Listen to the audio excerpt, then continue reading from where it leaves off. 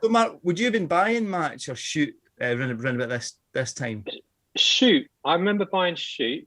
Yeah, I definitely would have had some Shoots knocking about. I mean, yeah, no, I don't remember Match so well, but it's possible. But I do like seeing that You Beauties. I would have seen that.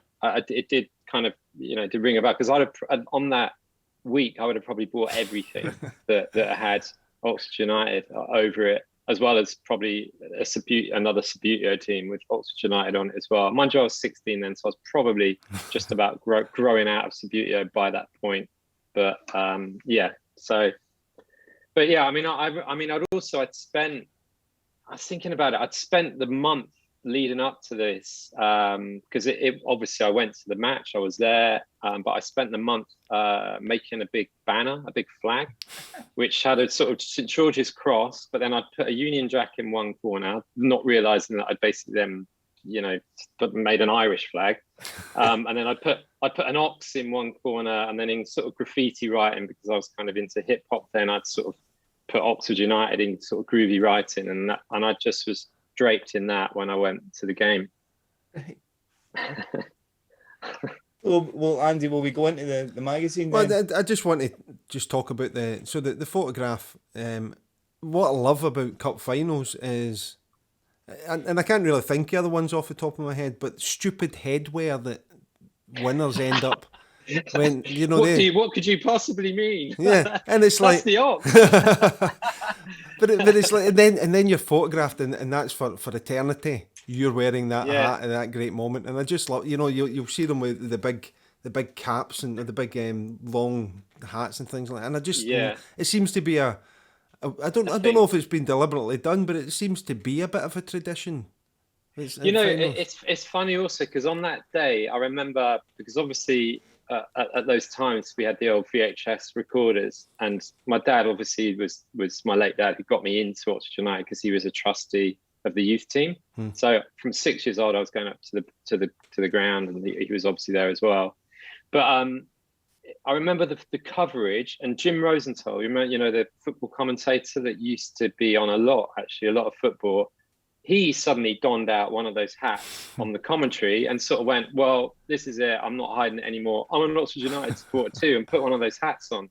So I really remember that from the the official the footage or whatever the channel was that filmed it at the time, which of course we reran a lot of times just to watch it over and over, as you do when Oxford United won the Milk Cup. Yeah.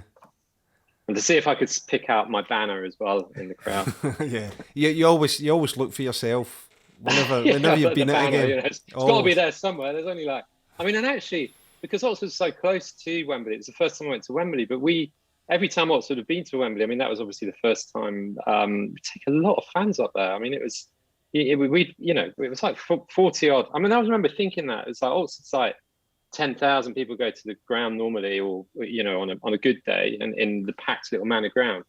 I mean, actually, then it was maybe 12,000 because we were in and around what was the old Premiership.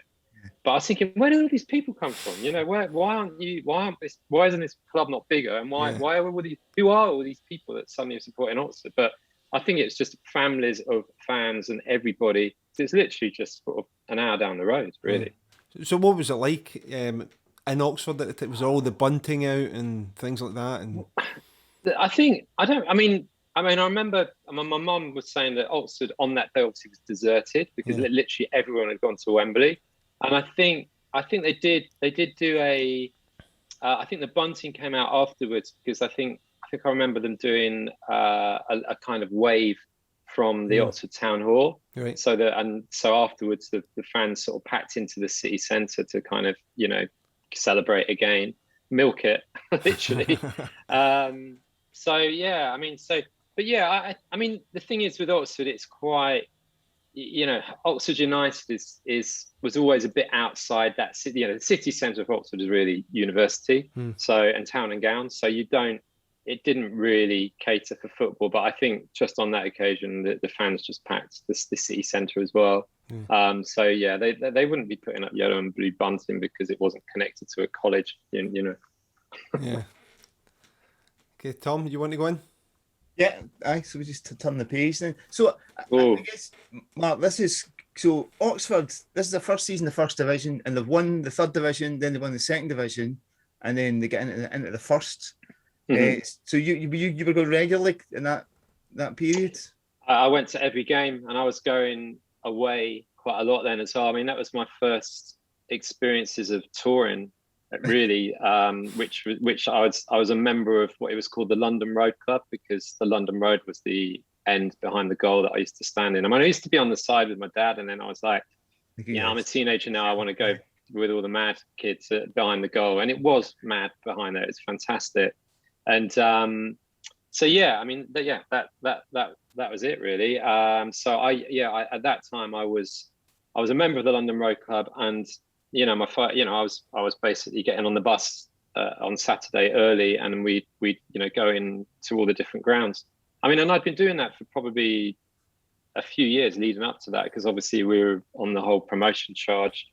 So I saw lots of that's the way I first sort of started to see the country, really, from places as sort of rough as Newport was at that time, to some of the first division grounds. And I remember going to Main Road and places like that, because I always kind of liked Man City when I was a kid as well, because I just like the light blue strip.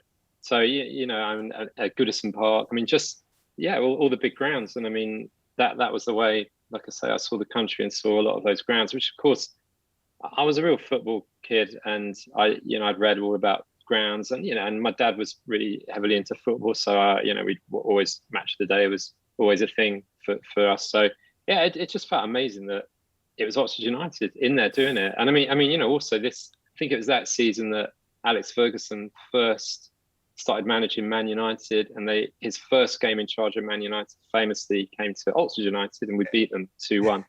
And all the Man U people, even then, would call him, Alex Ferguson, who is this guy? He's got to go. We've just been beaten by Oxford. Yeah. But Oxford were really good at that time. We had some great players, and we were a great team. I mean, looking there, Ray Houghton for starters. I mean, Ray Houghton and Trevor Hebbert totally bossed that game at Wembley. And obviously John Aldridge. Oh, I wonder why John Aldridge gone to Liverpool by that point. Maybe he was playing. He was part of the team. Oh, he did play. Okay, because I'll just read out the 11 for you, Mark. So it's Alan Judge, David Langan, John Trevick, Les Phillips, Gary Briggs, Malcolm Shotton, Ray Houghton, John Aldridge, Jeremy Charles, Trevor Hebbert, and Kevin Brock.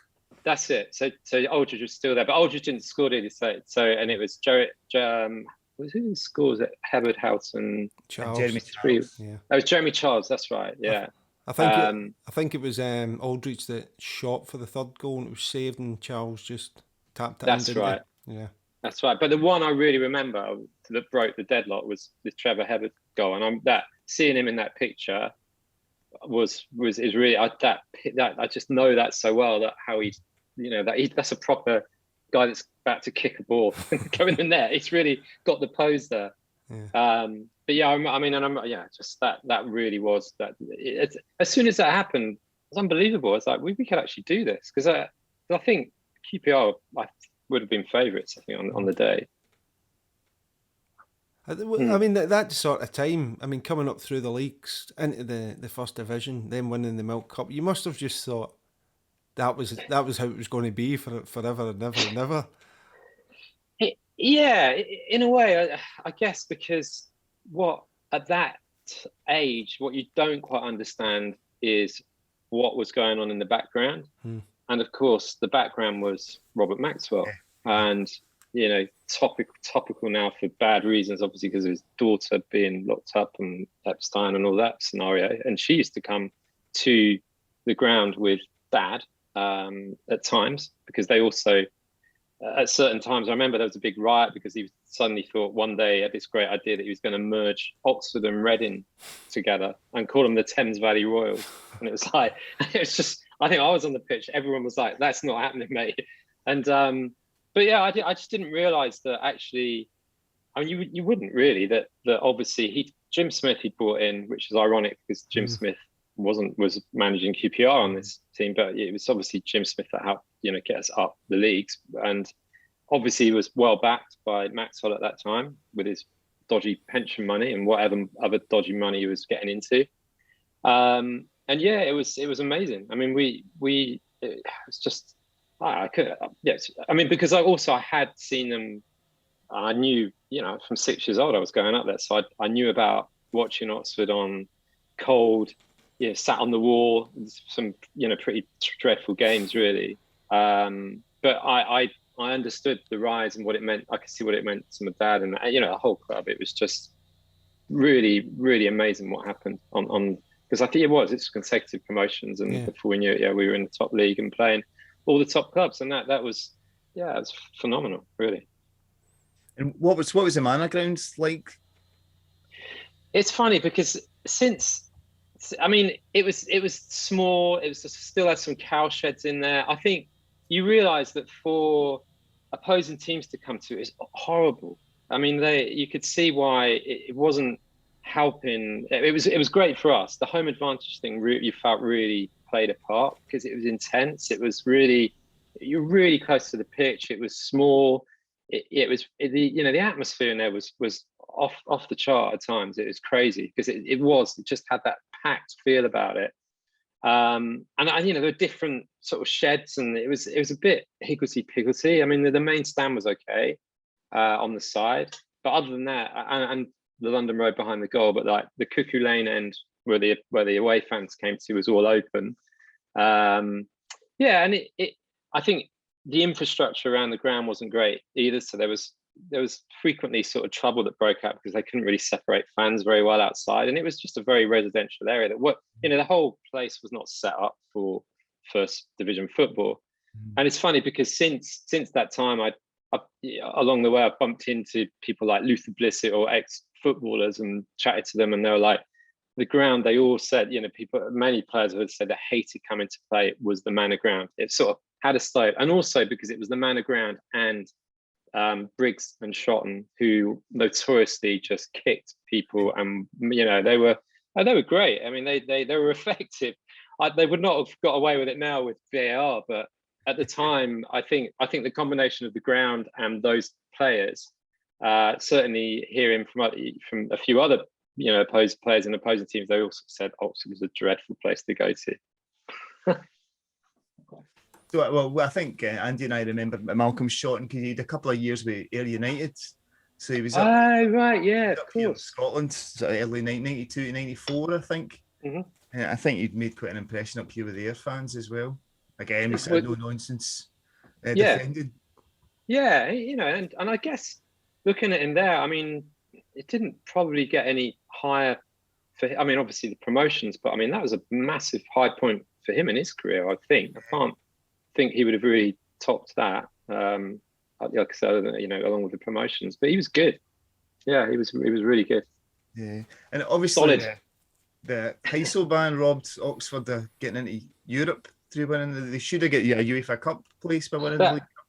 That's right, and that was the thing that I was very aware of that at the time, which felt very unjust because it was that was not fair in a way, but there we go. That was where it was at, and I remember a lot of people talking about that at the time because obviously for a smaller club like Oxford and maybe Maxwell was running out of people's pension money towards that time. I don't know, but that would have helped the club as well because it was soon.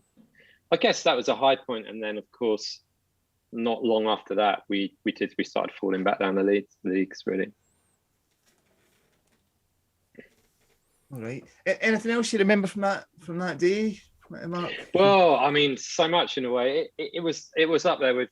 I can't remember a better day in my life up until that point. It was incredible, and I also remember. So at that time, I worked in a local pub. I lived just outside Oxford City in a little village called Horton-cum-Studley, and I kind of got to know sort of through. I was collecting glasses, and I worked at the hotel in the village, so I was like a glass collector. Then I was too young then to serve behind the bar, but I went on to that big promotion there. But I was basically collecting glasses. So I got to know some of the locals who were really yokel, and a lot of these guys were farm workers who were working the land literally in Oxfordshire. So they kind of took me under their wing a little bit because they knew I was a big Oxford fan, as were they. And so I used to go in with these guys. Obviously I used to go with my dad initially, and then for the away games, some of the away games when I wasn't on the coaches, I'd go with these guys, and they were a rough lot. So in a way, it was good because I was pretty protected, because it was always a little bit edgy at that time. Football, you never know. You never really knew. You didn't feel completely safe. It was always a bit, there was quite a lot of fighting going on and stuff. But these guys were just like, I was kind of like, had this entourage, like these tough sort of farm boys who were like, no one's messing with these guys at all. And if they do, they'd be crazy, because these guys just didn't care about anything. They were like, they were proper kind of farm land workers, really tough and rough guys, but lovely, heart of gold kind of people. And and for me, I'm sort of teenager, 15, 16, starting to really enjoy life. I mean, and this was a massive high point for me, for sure. And it was just, and also, like I said, it was the first time I'd been to the old Wembley. I mean, and joking, I used to say to people, I'll go to Wembley when Oxford get there, for years, and I mean, I still say that, and actually we've been there 4 times with different competitions now, but it was phenomenal. And like I say, that video of the game, I watched that a good few times. And kids at your school, Mark, would they have been Oxford fans, or would they have been supporting London clubs or anything before Oxford got into the first? A very few of them would, but that was the point for me, was that I was probably one of the more rare kids in Oxford that supported Oxford, because a lot of other kids were like, oh, Liverpool, Arsenal.